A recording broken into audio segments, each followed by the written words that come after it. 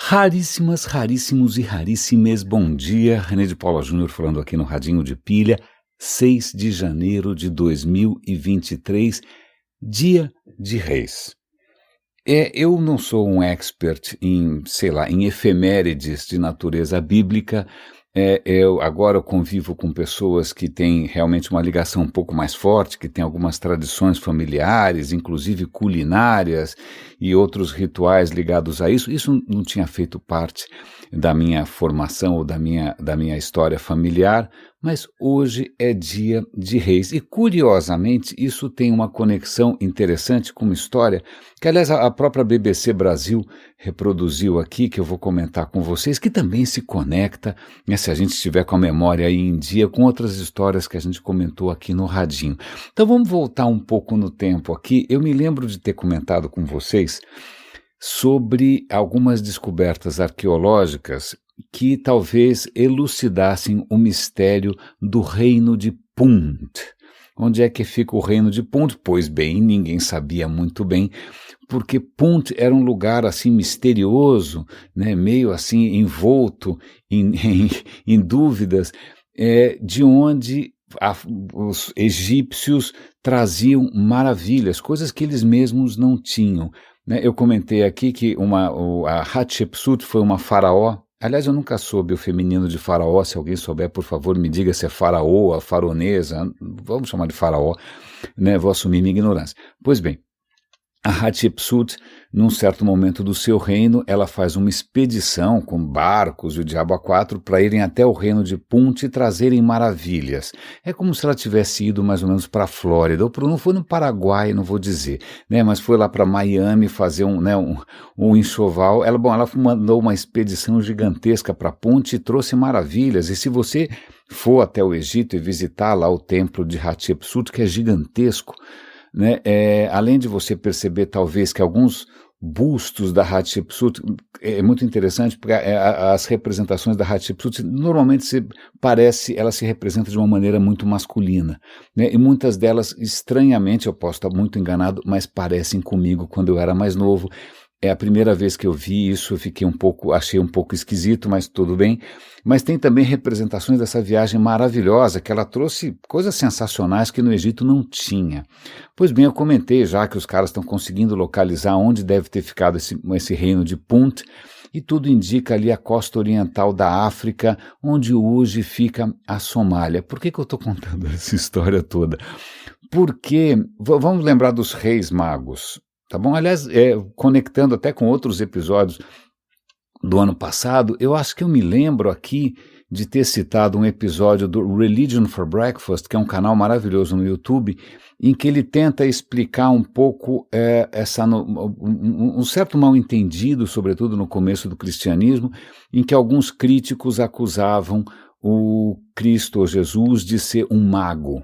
Isso não era necessariamente um elogio, e aí eu lembro que eu estou resgatando aqui da minha memória, tá? Estou puxando aqui os fios para tentar costurar alguma coisa.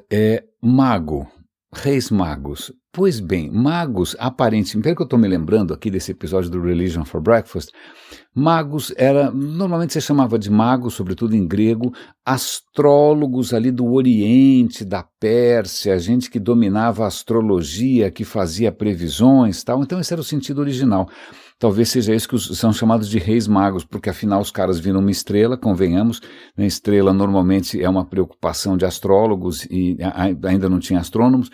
Pois bem, então, astrólogos, magos, estamos aí, tá? O que acontece é que num certo momento o império, os gregos começam a bater de frente com os persas, qualquer coisa que vem de lá começa a ser mal vista, e de repente magos, o nome de magia, começa a ser associado a uma coisa meio de feitiçaria, de bruxaria, de milagres esquisitos. E lembrando que Cristo no começo faz muitos milagres, o que parece ter contribuído muito para a sua popularidade entre quem está precisando ser salvo por alguma coisa extraordinária, não é? Então muita gente no começo chamava o cara é mais um fazedor de milagres, ele é mais um mago. Não é? É lógico que depois, obviamente, o pensamento, o discurso, a filosofia e toda a visão de Cristo acaba se impondo, né, mais do que os milagres. embora muita gente lote estádios de futebol ali, imaginando que vai de alguma maneira andar de novo, enxergar de novo, milagre sempre faz sucesso, né? Mas então, mago é uma palavra que originalmente, embora depois tenha virado inclusive uma possível crítica ao começo do cristianismo, mas mago está associado a astrólogos, sobretudo astrólogos do Oriente, reis magos. Se eles eram reis, de novo, vocês me perdoem a ignorância, eu estou sempre aberto aqui a aprender, se alguém quiser me contar um pouco mais dessa história, mas eu nunca entendi muito bem, sobretudo quando eu era criança, por que três reis, né, três reis, que tem muito mais o que fazer, deveriam, né, se bem que você tem ex-reis aqui que vão para a Disney, né, a Disneylândia passa a ter 2 patetas, estranhamente, mas por que 3 reis vão se meter sozinhos no meio do deserto? Né, bom, ok, mas vamos lá, são 3 pessoas, são 3 indivíduos, provavelmente astrólogos, que vêm do Oriente, eles trazem presentes. Ouro, que parece realmente hoje um belo presente, incenso e mirra. Eu nunca soube, até muito recentemente, o que era mirra. Incenso, acho que a partir da década de 70, 80, ali, começou a fazer parte da vida de todo mundo, né, junto com tamboretes e pandeirinhos, ou talvez yoga e contorcionismos, mas incenso, mas que presente é esse, não é mesmo? Pois bem, vamos lá. A questão, eu comentei com vocês nos episódios mais recentes sobre a Companhia das Índias, né, holandesa, os caras lá atravessando oceanos em tempestades para chegar lá onde? Para chegar na Ásia e conseguir trazer de volta algumas coisas que eles não tinham, né? Podia ser especiarias, podia ser incenso, podia ser seda da China e podia também ser, vamos lá, incenso, algumas coisas exóticas. Então, holandeses, isso é século XVII, mas a gente comentou recentemente que os romanos também já tinham descoberto essas maravilhas que só tinha na Ásia, né? Estavam gastando os tubos ali, as economias para comprar seda, incenso, essas coisas que vinham de lá.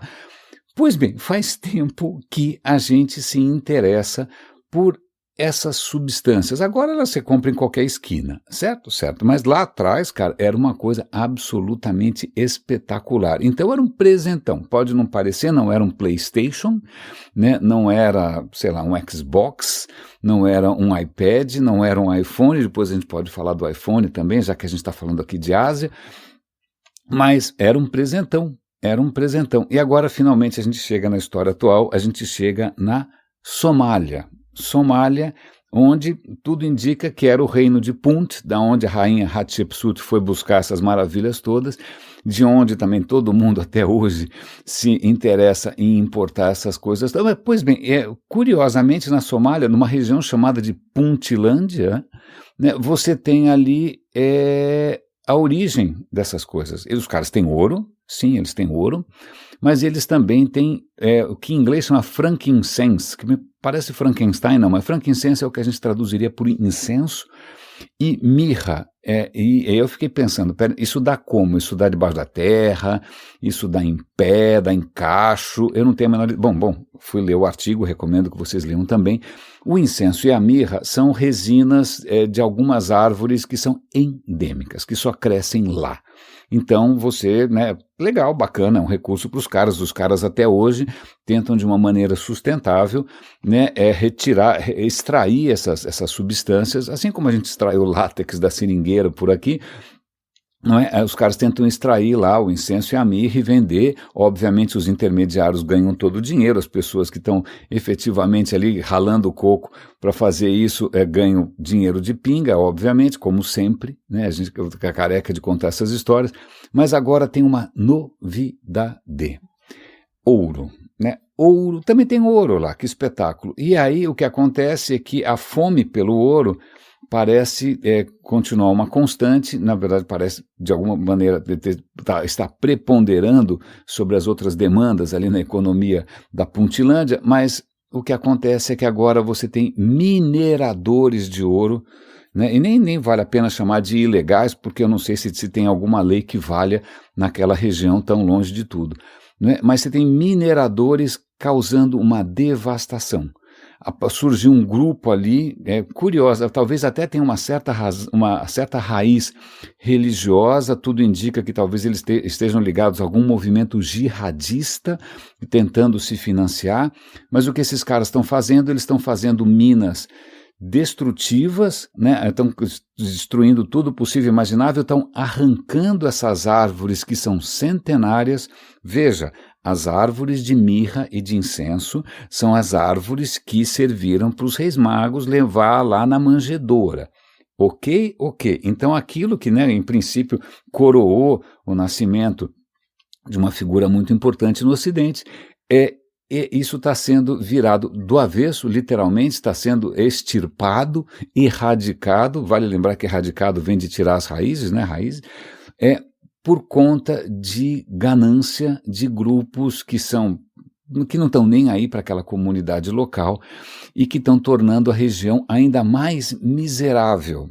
Veja bem, a região da Puntilândia, a região de Punt, continua sendo a fonte de incenso, ouro e mirra, só que agora o ouro está simplesmente colocando não só em xeque a produção de incenso e mirra, mas também a própria sobrevivência de comunidades que estão ali há muito tempo. O que é mais interessante nessa história toda, que isso me faz lembrar, obviamente, de outros episódios, eu estou lembrando aqui dos povos pré-colombianos, dos povos originais aqui das Américas, que os caras não conseguiam entender por que os espanhóis ficavam tão fissurados com essa história de ouro. Vale lembrar que, né, os caras, você tinha vários povos ali, pré-colombianos, que de repente tinha muito ouro abundante, mas eles usavam isso para fazer oferendas que eles jogavam no lago. Ah, tá aqui uma oferenda para você, joga aí o ouro. Então não é que eles ficavam desfilando lá e para cá, disputando leões de ouro em Cane. Não, os caras usavam ouro para fazer oferenda para os deuses, porque em alguma parte da mitologia que eu não me lembro bem, eu não sei se a pele dos caras era feita de ouro, dos deuses, ou se o sangue dos caras era de ouro, eu não tenho muita certeza, né? Mas o ouro para os caras tinha um valor ritual, não tinha um valor intrínseco, não era um símbolo de status, não era uma moeda econômica. Então eles não estavam entendendo por que eles estavam sendo escravizados, mortos, né, torturados por causa de, um troço que você acha no chão, né? Pois bem, então isso me faz lembrar um pouco essas colocações malucas e que eu consigo conectar com várias questões aqui, né? Vamos lá. A gente tem, se a gente está falando de Dia de Reis, a gente também está falando de Natal, a gente está falando de uma religião que em princípio colocou que o reino dos céus, o rico não entra, tem um buraco da agulha, tem um camelo, umas histórias meio mal contadas, de tradução. Eu já devo ter comentado isso, eu vou dar o link de novo para um episódio do Religion for Breakfast, onde ele tenta explicar essa história do camelo passando pelo buraco da agulha, que realmente é uma imagem meio surreal, meio alucinógena, mas tem ali suas razões históricas, talvez até um próprio erro de tradução, né? A palavra para camelo parece muito com a palavra corda no original, né? Então, tudo bem, você imagina que ao invés de passar uma linha por uma agulha, você vai tentar passar uma corda, realmente não é a coisa mais fácil do mundo, mas eu estou dando essa volta toda para lembrar que era uma religião que, em princípio, tinha um apelo especial para aqueles que eram, sei lá, eram figurantes no mundo econômico antigo, né? Que eram escravizados, que eram pobres, que eram doentes, né? E, curiosamente, a gente está falando disso logo depois do Natal, que é um festival delirante de consumo. Eu não vou aqui criticar a hipocrisia, do consumismo, não, a questão não é essa. A questão é que a natureza humana tem essa questão muito curiosa do status, da busca pelo status, o status que muitas vezes você pode querer traduzir por ouro, você pode querer traduzir pela roupa que você veste, pela cor que você veste. Vale lembrar que só os imperadores romanos podiam usar púrpura, não é mesmo? Se você tentasse usar púrpura por alguma razão qualquer, que eu desconheço, mas você estaria em maus lençóis, talvez você fosse crucificado, inclusive, do lado de outras pessoas. Pois bem, mas então essa busca nossa por status é tão interessante porque ela não é só uma questão de materialismo e de consumismo. E aí eu vou conectar isso com uma questão extremamente interessante, que é a questão do minimalismo. né, da vida despojada, né, que hoje a gente associa, inclusive, a muitos influencers de well-being, de bem-estar, não é mesmo? De você, como é que você tira a sua casa dos excessos, como é que você deixa a sua casa clean. E aí até uma coisa engraçada, porque a gente percebe que quem tem, de repente, uma história de vida mais complicada, o cara fica achando que ele vai estar bem do ponto de vista social se ele comprar um monte de tranqueira e a sua casa ficar cheia de objetos extraordinários e carros, e é só ver jogador de futebol, né? Ferraris e aviões e tal. Mas quando a gente observa pessoas que já convivem com a riqueza há muito tempo e que não têm nenhuma insegurança com relação ao seu estado social, porque não precisa, né, você percebe que essas pessoas vivem de uma maneira mais despojada, não necessariamente com um carro exuberante, não necessariamente com uma casa que parece uma loja. Não é? Então, essa coisa estranha da ostentação da riqueza, mas, ao mesmo tempo, uma ostentação da simplicidade. E aí, para talvez chegar nesse ponto, eu vou dar um link para um episódio de uma série que eu estou sempre chamando a atenção, que chama Smart History. Eles fizeram um episódio muito bacana, que aliás mexeu muito com a minha memória, porque eu tenho muito medo de esquecer as coisas. É lógico, é inevitável, eu já estou esquecendo, tá bom? Já estou com 58, 60, é inevitável que eu comece a esquecer muitas coisas importantes. Né? Vou lembrar provavelmente alguma coisa trivial, mas de repente eu fico bom, em suma, é um dos medos, tá bom? Prepare-se. Mas a questão é que passou um episódio sobre uma igreja em Florença, Santa Croce de sei lá o quê, Santa Cruz de não sei do que, Santa Cruz, já esqueci de Paz, acho que é de Praze.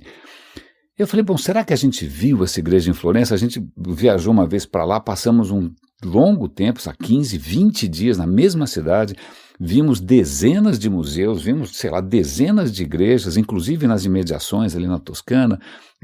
Então, aí foi bom, a gente deve ter visto.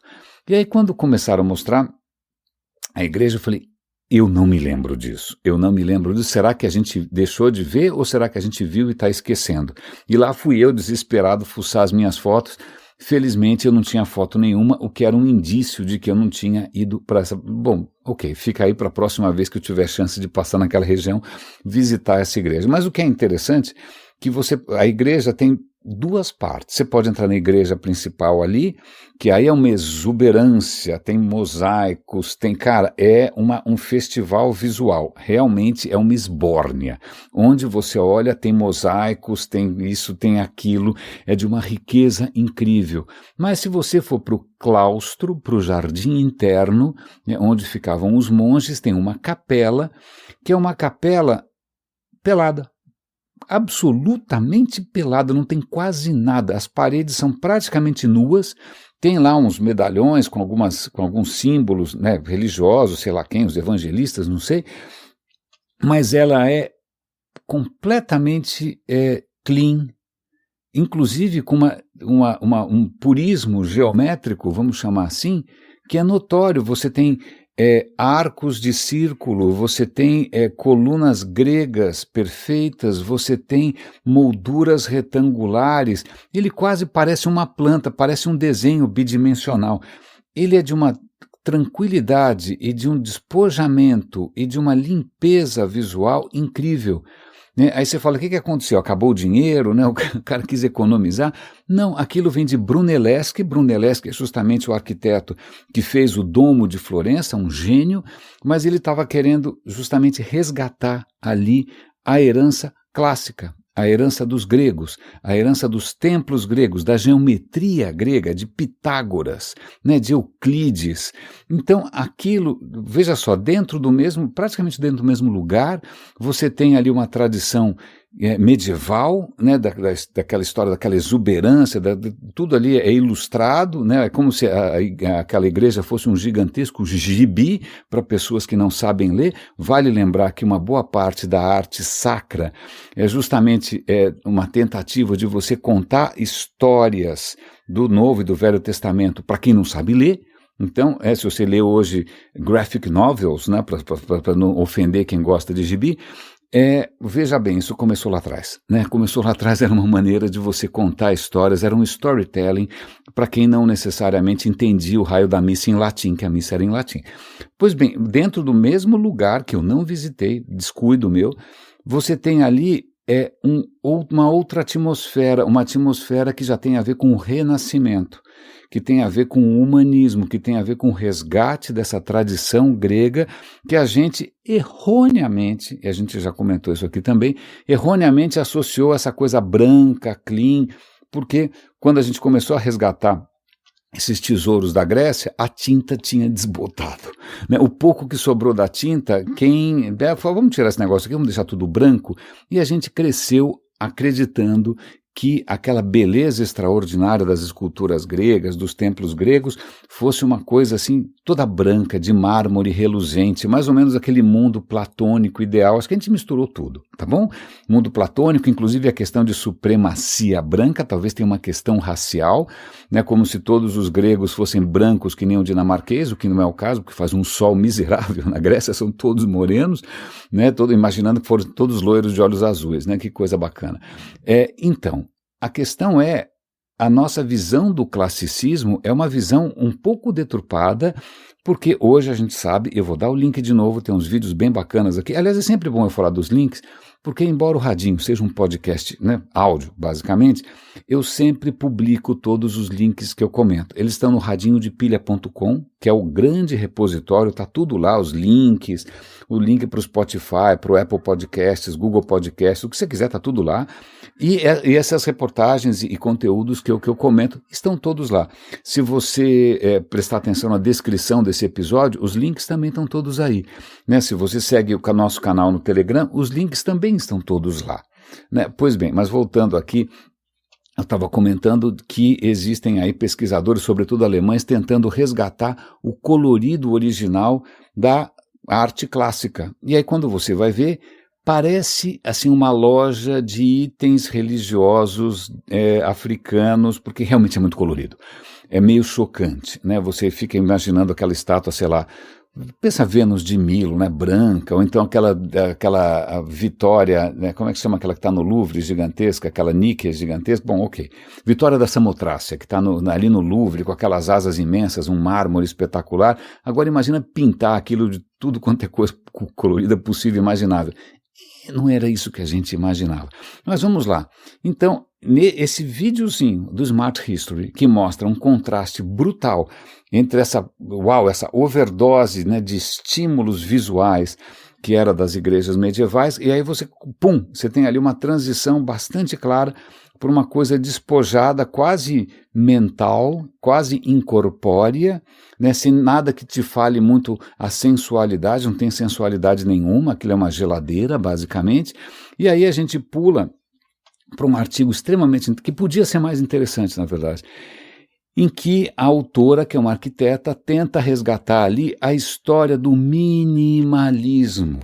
Então vamos lá, comentei com vocês que não tem nada mais chique do que uma casa pelada, certo? Quando você fica vendo revistas de arquitetura, quem é bacana tem uma sala gigantesca, com uma coisa aqui, outra coisa ali, tudo de vidro, paredes brancas, piso, parece que você morreu, né? Basicamente. Então, chique é isso, chique é o despojamento. Né, chique é o despojamento. O que me faz lembrar, aliás, é uma memória curiosa, há muito tempo, né, quando eu ainda estava, eu não tinha ainda, eu estava no finalzinho do curso de engenharia, eu acabei fazendo estágio num restaurante, no América, faz muito tempo isso. Aliás, o América naquele tempo, o América ainda existe, tem inúmeras filiais, é um bom restaurante, mas quando ele surgiu, ele era uma unidade só na 9 de julho, curiosamente perto de onde eu moro agora, coincidência. E eu me lembro que eu fiquei um bom tempo ali no restaurante, nos horários de pico, almoço, jantar e tal, e eu ficava ali no meio dos garçons, era divertidíssimo, conversava pra caramba, aprendi um monte de coisa, foi muito legal, tenho muito respeito até hoje por garçons, cozinheiros, eu acho esse universo fascinante. Mas, pois bem, então você está ali, né, e era um lugar chiquérrimo, só tinha gente bacana, até gente que eu nunca vi essas pessoas, né? Porque, obviamente, eles frequentam uma outra atmosfera, um Olimpo. Daí eu não tinha dinheiro para comer no América, né? Era muito caro. Então, às vezes você estava sentado, você estava ali de pé junto dos garçons ou do cara do caixa, aí abria a porta e entrava uma deusa. Porque imagina, só entrava aquelas mulheres, aquelas modelos extraordinárias e tal. E eu percebi que eu ficava relativamente empolgado E os caras, uma indiferença estranha. Aí, de repente, eu senti ali um burburinho, um cutucando o outro, né, falando ali expressões que eu não vou repetir aqui. Aí, quando eu olho, tinha entrado alguma moça, mas, digamos assim, um pouco mais exuberante, um pouco mais carnuda, né, do que o pessoal bacana, né, se fosse o pessoal bacana, provavelmente eu achar que a moça merecia estar numa academia, onde já se viu, né, vai lá para uma academia, porque uma top model tem que parecer uma sílfide. E aí eu percebi que essa contradição, porque provavelmente quem vende uma história mais sofrida, a magreza não é um sinal de virtude, a magreza é simplesmente um desastre porque você não consegue se alimentar suficientemente bem. Né? Se você está bem, um símbolo de que você consegue se alimentar bem, que você tem dinheiro, é simplesmente você estar um pouco mais cheinho. Né? Então veja que coisa curiosa, né? Como a magreza em alguns lugares pode ser um sinal de miséria e em outros um símbolo de sofisticação, de dedicação ao seu bem-estar do corpo. Muito engraçado. Mas voltando aqui, né? Então essa arquiteta está tentando mostrar de onde vem esse enaltecimento, essa glorificação do minimalismo, aquelas casas peladas e tal. E ela acaba associando isso, inclusive, ao protestantismo. Veja, países onde o protestantismo prosperou, vale lembrar, o protestantismo o nome é isso, é um protesto, ele já surge como, né, como uma reação ao que eles achavam de errado na Igreja Católica, aquela exuberância, aquele luxo todo. Então, nasce como um protesto e justamente eles vão ter horror ao quê? Ao excesso, à ornamentação, às imagens, vamos tirar as imagens. Então, quando você começa a olhar templos protestantes, eles são muito despojados. Inclusive, destruíram, né, no meio do caminho, aí, em várias guerras, teve muitas guerras religiosas, muitas obras de arte que a gente consideraria católicas foram destruídas porque eles achavam que aquilo era idolatria. Então, no protestantismo surge essa questão mais despojada, sem ornamentação. E isso talvez explique, de onde vem o modernismo. Né, de onde vem o modernismo, por acaso, você pega lá Le Corbusier, você pega Mies van der Rohe, você pega Bauhaus, isso veio da onde? Veio do Marrocos, isso veio da Somália, isso veio de Minas Gerais, no Brasil. Não veio. Então, veja, talvez nessa história toda do modernismo, na história do less is more, né, o menos é mais, tem aí certamente uma questão de origem religiosa, talvez o próprio protestantismo.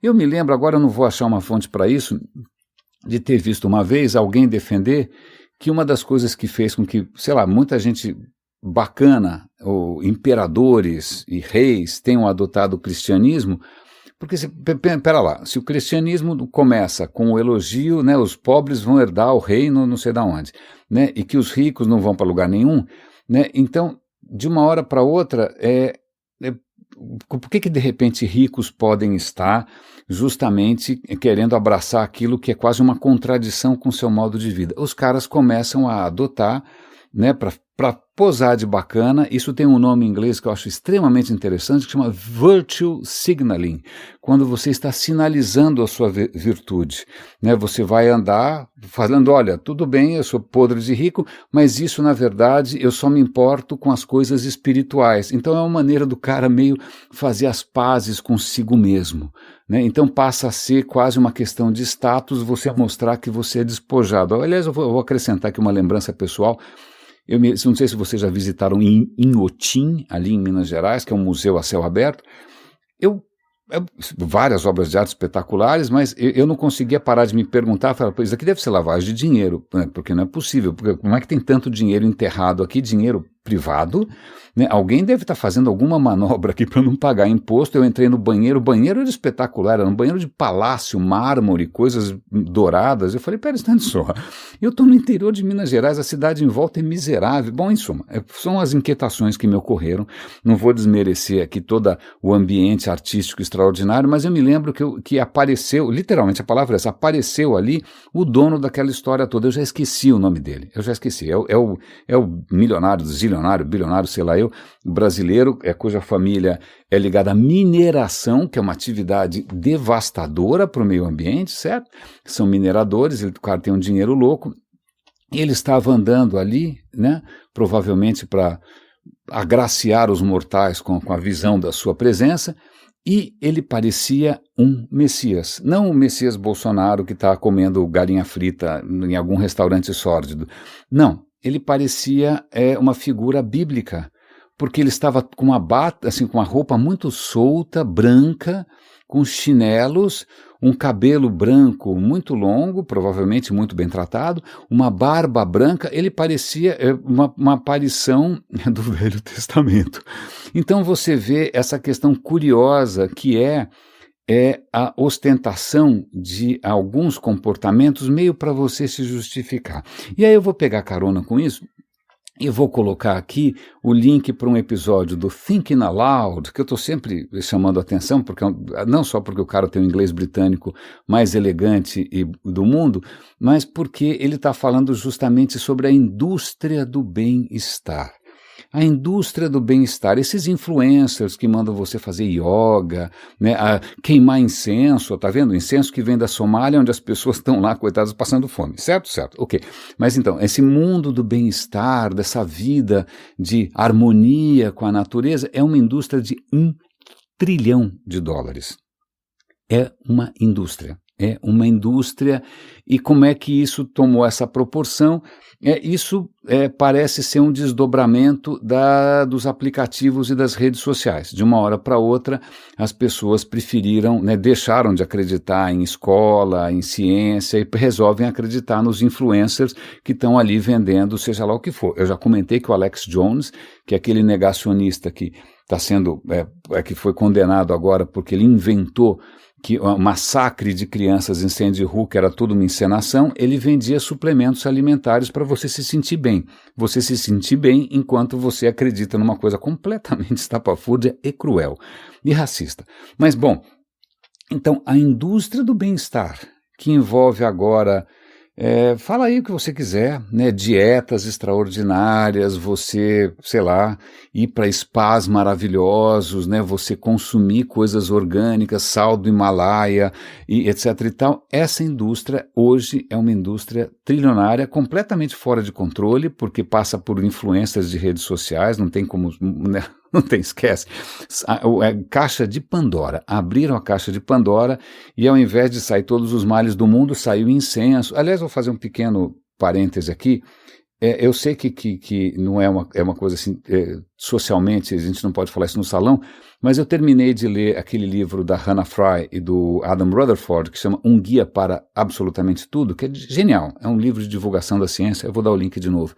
E eu lembro que a Hannah Fry, que é uma matemática, uma cientista, uma divulgadora de ciência, ela não consegue se conformar com o fato de que exista uma influencer como aquela Gwyneth Paltrow, não sei se é assim que fala o nome dela, que vende velas aromatizadas com o perfume da sua própria vagina. E realmente, toda vez que eu paro para pensar nisso, eu realmente...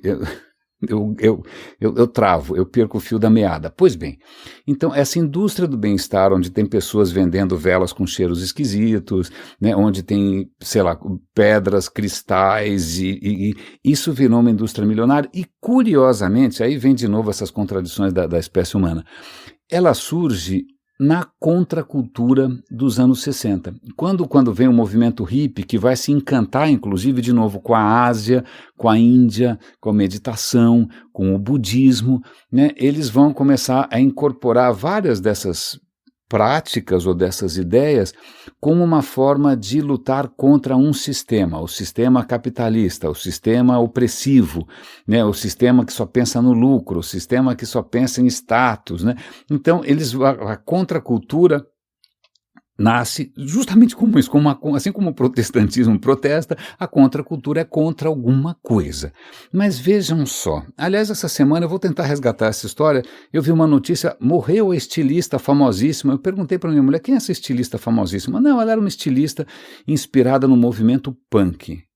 Vamos lá, o punk também surge com uma das coisas mais desconcertantes, era uma coisa muito agressiva, de contestação muito violenta do status quo, sobretudo na Inglaterra, contra a família real, contra o consumismo, com roupas rasgadas. E de uma hora para outra, o punk, que era uma contestação, vira coisa de boutique, né? Você pode comprar uma calça rasgada na época da Zump, que era uma marca caríssima, era uma fortuna. Então você que tinha uma grana extraordinária para andar de, sei lá, Defender Land Rover blindada, tal, você sinalizava que você era contra tudo isso, que você achava tudo isso uma bobagem, né? Vestindo calças rasgadas inspiradas no movimento punk. Então vejam como é esse pêndulo que oscila na natureza humana. E aí, voltando para esse artigo do minimalismo, ela inclusive mostra que isso é uma coisa meio pendular, né? De uma hora para outra, o que é chique é você ter uma vida absolutamente despojada, você vai ter influencers ensinando você a se livrar daquilo que não te traz alegria, que é um critério curioso, né?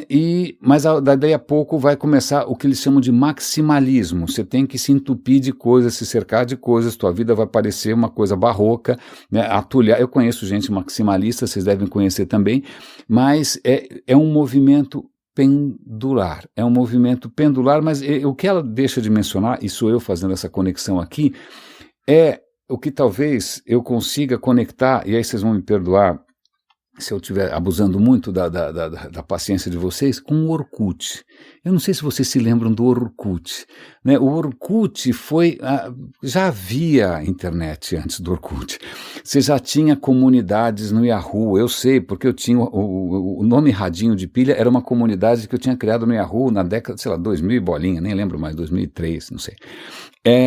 Pois bem, já tinha várias coisas na internet, mas elas não eram tão populares assim. E aí surgiu, do nada, era um projeto pessoal, vocês sabem dessa história, claro, de um funcionário do Google de origem turca, né, tanto que o nome dele é Orkut mesmo, um sobrenome eu não consigo pronunciar, e ele criou no seu tempo vago, naquela época as pessoas que trabalhavam no Google tinham tempo vago, ele criou uma rede social, né, baseada basicamente é feio, né, inspirada provavelmente na maneira como os próprios turcos mapeiam as suas relações, que tudo indica era muito próximo de como os brasileiros mapeiam suas relações, né, ou ostentam as suas relações. Então o Orkut de uma hora para outra fez um sucesso extraordinário no Brasil. O Brasil virou uma explosão do Orkut, né? E no começo era aquela coisa de gente descolada. Eu estou no Orkut, eu entrei no Orkut.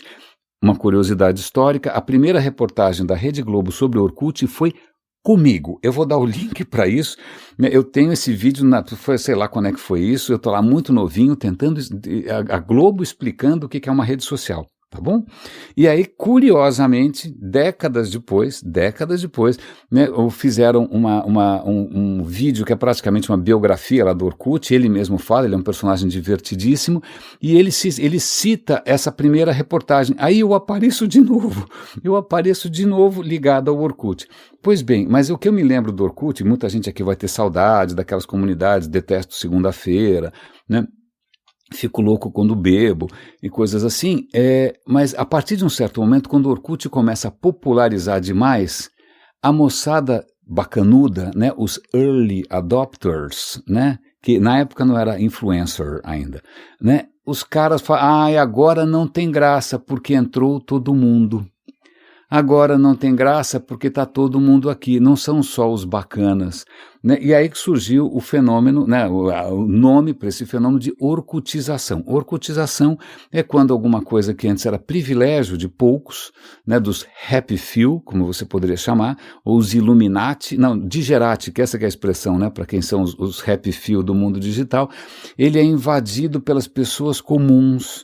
É mais ou menos o que acontece com Trancoso, com essas praias. Não, eu ia para Trancoso no tempo que não tinha ninguém. Agora vai todo mundo, eu não vou mais. Então vejam, eu estou lembrando dessa história, porque se você quiser um eixo para tentar entender 99% das coisas, né, mesmo as nossas aparentes contradições e aparentes hipocrisias, não são contradições, não são hipocrisias, é simplesmente que a gente não consegue fugir, né, dessa coisa que é profundamente automática, instintiva, que não é só nossa, é de outras espécies também, cachorro, qualquer espécie social, tem uma questão de é status. Quem é o macho alfa, né? Quem é a fêmea alfa, quem manda nessa história, né? Em que posição você está, como é que você sinaliza isso? É usando ouro ou simplesmente sendo magérrima e vestindo sandálias havaianas, para mostrar que realmente você está muito acima de tudo isso e você não se confunde com o populacho que está comprando não sei o que, a prestações. Pois bem, demos aí uma volta absolutamente gigantesca para terminar justamente num traço que é inevitável de qualquer espécie social. E já que a gente está falando de espécies sociais aqui, eu ontem falei aqui da dificuldade que é a gente reconhecer os avanços da ciência, né? Aliás, eu tenho que agradecer aqui um raríssimo que me deu um artigo interessante sobre por que as vitaminas chamam A, B, C, D e E. É muito interessante. Na hora as vitaminas foram descobertas, é lógico, a vitamina existe desde que a vida existe, mas a gente descobriu que existe alguma coisa chamada vitamina mais ou menos 100 anos atrás, 100 e poucos anos atrás, e obviamente eram substâncias super complicadas. Como é que a gente dá nome para isso? E aí, bom, para facilitar, bom, essa daqui é vitamina A, tá bom? Aí depois vem a B, depois vem a C. Ah, não, agora tem diferenças, tem as vitaminas que são solúveis em água, tipo vitamina C. Se você comer 1 quilo de vitamina C, não vai fazer diferença, porque seu organismo elimina o excesso. Então você não fica achando que você vai ter uma super imunidade se você comer 10 vezes mais vitamina C. Não, porque você vai fazer xixi e você vai ter o xixi mais caro do mundo, né? Agora, outros tipos de vitaminas são lipossolúveis, eles são solúveis em gordura. Ou seja, se você ingerir, ele dissolve na sua gordura e você não elimina. Então, se você consumir demais, isso vai virar uma coisa tóxica, tá bom? Fica a dica aí. Mas eu achei interessante porque isso vai se conectar. Vocês devem, a não ser que vocês estejam debaixo de uma pedra, vocês devem estar percebendo que Covid, de novo, é assunto. Lamento, aliás, isso é uma das grandes conclusões do Radinho sempre: o mundo não está nem aí para a nossa conveniência, a natureza não está nem aí para o fato de você estar cansado ou não, ou de você querer o seu bem-estar, a sua harmonia interior e a sua vida equilibrada. Não, o vírus não está nem aí. Então a China agora está se tornando de novo uma dor de cabeça, porque é uma explosão de casos. Será que vai surgir alguma variante? Será que eles estão escondendo os dados? Já tem uma variante vinda dos Estados Unidos, que obviamente os vírus trocaram figurinha e trocaram código, e você tem agora um vírus que é o XBB1.1.5, alguma coisa assim, eu não lembro mais, né? Porque afinal os vírus da Covid estão seguindo um esquema chamado Pango. E eu fui procurar o esquema de nomeação, né? Você tem a variante B5, B5.1. Eu falei, como assim? Da onde que é essa história de Pango? Aí eu percebi que Pango parece com pangolim, mas na verdade a história não é essa, não. É que os caras fizeram um esquema de você nomear as variantes, e o nome original é atribuição filogenética de nomes para linhagens desses surtos globais, ok? Phylogenetic Assignment of Named Global ou Outbreak Line, em suma, Pango. Então, Pango é uma maneira simpática, lembra um pangolim, que é aquele bicho bonitinho, que talvez tenha sido inclusive a origem da Covid, né? Então, Pango é o nome, é o esquema que os cientistas usam para dar nome às variantes. Mas o que é curioso é que de vez em quando alguém percebe que a nomenclatura científica não tem a menor chance de sucesso, e tem aqui um cientista americano que está chamando essa variante de Kraken. Essa variante BB, qualquer coisa aí, está sendo chamada de Kraken, baseada um monstro da mitologia nórdica, não é mesmo? E que ela tem uma capacidade simplesmente assustadora de multiplicação, né? Ela é muito virulenta, ela é muito contagiosa, quero dizer. A gente não sabe muito bem ainda se ela é mais letal ou não, mas a questão é, se você tem mais casos, você tem necessariamente mais mortes. Então a gente não sabe o que vai acontecer. De novo, esse ano começa com uma série de incógnitas, né? Mas aí será que as vacinas vão funcionar? Será que sim? Será que as pessoas vão querer tomar vacina? Será que os governos, né? Como é que esse governo Lula vai agir a respeito? Mas aí, uma notícia boa para vocês sobre vacinas para rainhas, hein? Só para rainhas, tá bom? Só para rainhas. Não estou falando aqui da rainha do pop, da rainha do funk, estou falando da rainha das abelhas. As abelhas estão sofrendo quase um genocídio, um extermínio massivo, elas estão morrendo aos montes no mundo todo por várias razões.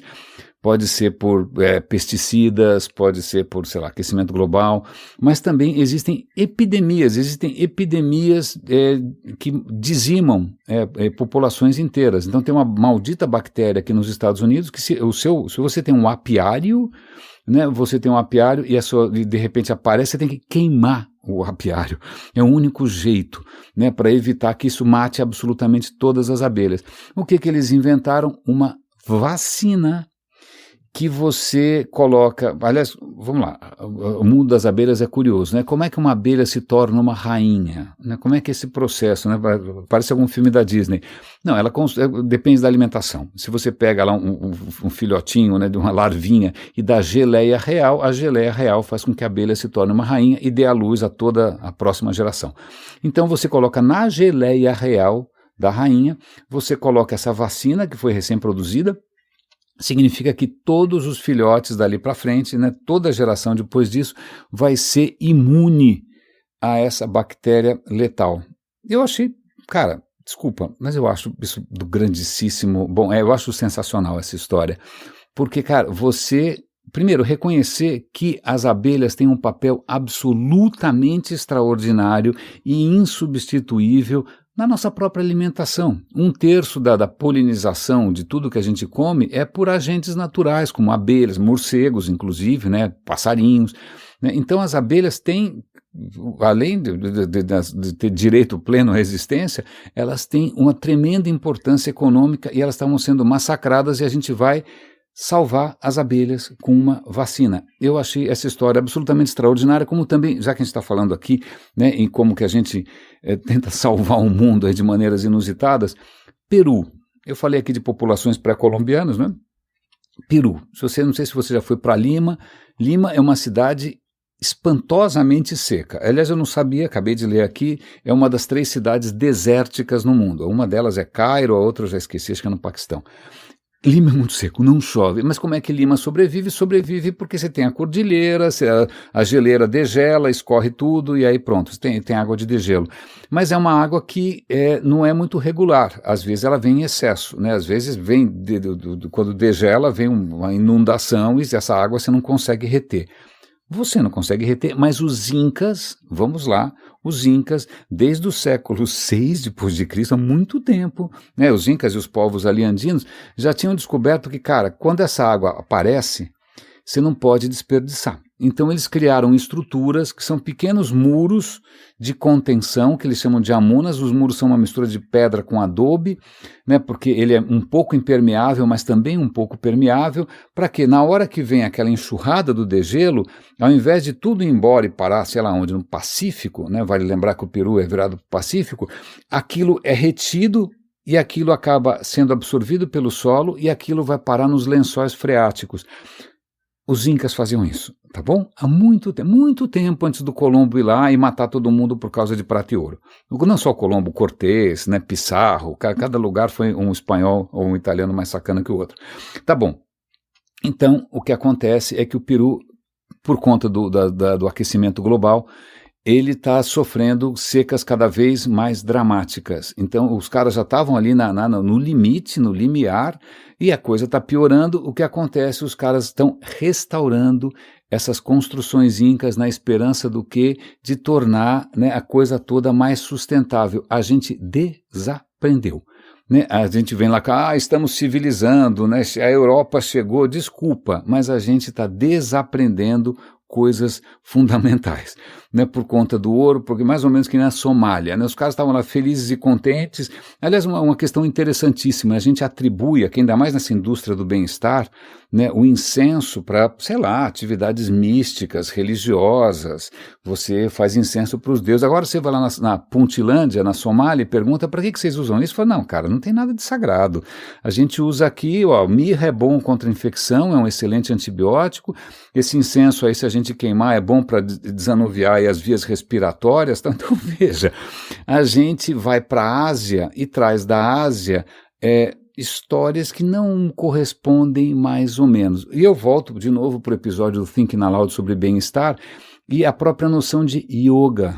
Yoga, que agora virou até uma atividade corporativa, né? De repente você tem que interromper o que você está fazendo para fazer yoga no escritório. Mas é um yoga, bom, primeiro que muitas das poses que você vai fazer nunca existiram na yoga tradicional. Foram inventadas, sei lá, 100 anos atrás.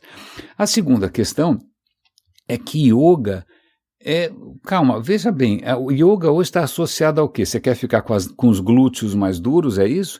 Ou você quer aumentar a sua produtividade, né? Você vai meditar para você ser mais produtivo no trabalho, né? Então a empresa vai...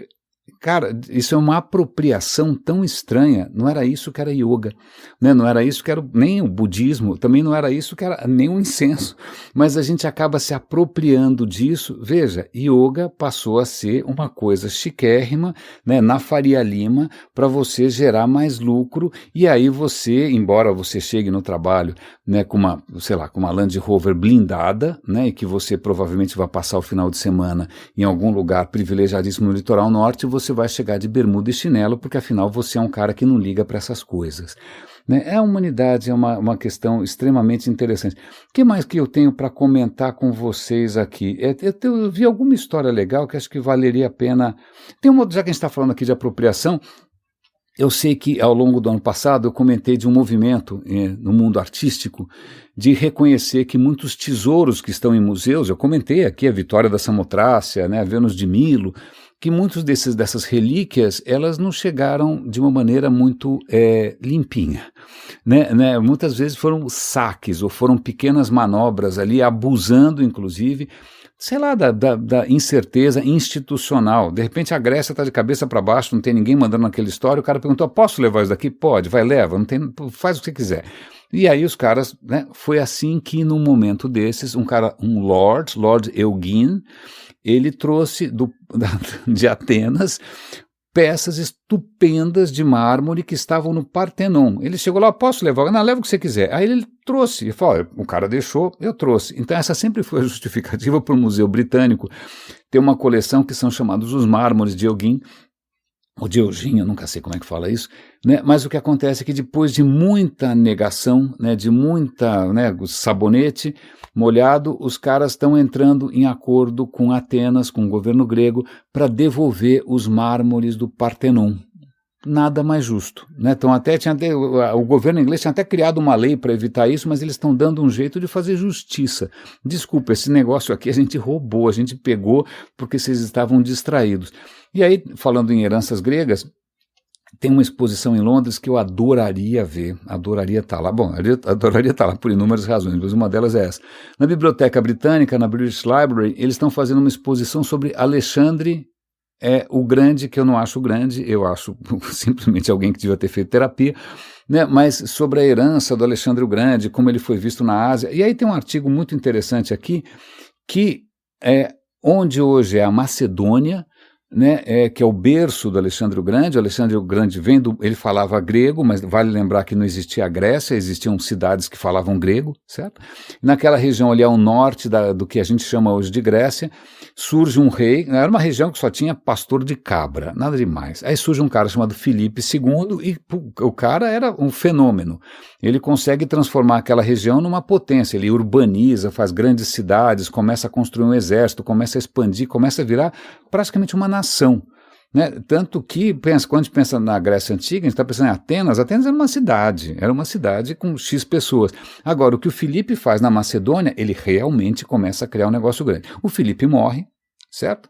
Aliás, vou dar um link aqui, na década de 70 encontraram as ruínas ali dos palácios, dos anfiteatros ali dos macedônios, e o filho dele, o Alexandre, resolve, né, pirar o cabeção, e aí ele vai invadir, aí o cara sai conquistando que nem um louco, né, e surge um mundo que a gente chama do mundo helênico. É um mundo onde a cultura grega, mas na verdade a cultura, né, macedônia, ela é, digamos assim, apresentada, para não dizer imposta, a povos que estavam perfeitamente tranquilos. Né? Então Alexandre o Grande conquista o Egito, e aí você tem lá a Cleópatra, um monte de grego brincando de faraó, né, macedônio, e aí o Alexandre morre muito cedo, mas os descendentes dele dividem, né, aquele pedaço todo, e ele conquista basicamente a Ásia, ele conquista a Pérsia, ele conquista até parte da Índia, né? E aí tem uma exposição ali na cidade de Tessaloniki, na Macedônia, em que eles estão tentando mostrar como realmente a cultura ocidental deve boa parte do seu desenvolvimento à herança do Alexandre o Grande. Está puxando a brasa para a sardinha do cara, porque afinal o cara nasceu lá, você quer fazer um museu, você quer que as pessoas acreditem na história. Talvez tenha algum fundamento, porque quando ele cria essas cidades no Oriente, Alexandria, etc., essas cidades são cidades onde se fala o grego, mas você tem ali o budismo, o hinduísmo, várias culturas se mexendo, se combinando, se tem muita prosperidade, e é nesse contexto que vão nascer as principais religiões do mundo. Até que ponto a gente teria o cristianismo se não fossem esse burburinho de culturas? Até que ponto, ou talvez o próprio cristianismo não teria se expandido se não fosse essas cidades todas onde você tinha tanta tolerância, tanta convivência, tanto estudo. Eu já comentei aqui da importância das estradas do Império Romano para a expansão do cristianismo. Então vejam, eu estou voltando aqui sem querer para o começo do episódio. Hoje é dia de reis. Esses reis vieram do mundo, esse mundo que o Alexandre o Grande helenizou, né? Esses reis que seriam magos, que traziam incensos, ouro e mirra, né, estão trazendo coisas que até hoje provocam interesse de quem quer posar de bacana, né, ou pelo ouro, ou então pelo incenso, né, posando aí de bacana e despojado, e isso vale a pena a gente lembrar, esquecer um pouco os Alexandres, esquecer um pouco, né, os Césares, etc. e tal, e lembrar que lá na Puntilândia os caras não estão achando graça nenhuma, né, os caras não estão entendendo por que esse povo chato do Ocidente fica aí pagando uma fortuna ou para posar, né, de santo, despojado e asceta, ou para posar né, que você parece uma árvore de Natal cheia de penduricalhos dourados. Raríssimos e raríssimos. Hoje eu acho que eu estiquei bastante aí, né, vários fios para tentar conectar, espero que tenha feito sentido. Esses episódios de sexta-feira do Radinho normalmente vão para o YouTube, isso acrescenta muito pouco à audiência geral. A audiência do Radinho é sempre orgânica, é sempre pequena, ela não é monetizada, mas eu agradeço sempre e vou agradecer sempre aos super raríssimos que todo mês, de alguma maneira, contribuem para que o Radinho seja possível, né? Agradeço aqui as dicas, tem sempre aqui uma conversa ali acontecendo. Cuidem-se, por favor, um grande abraço e até segunda-feira.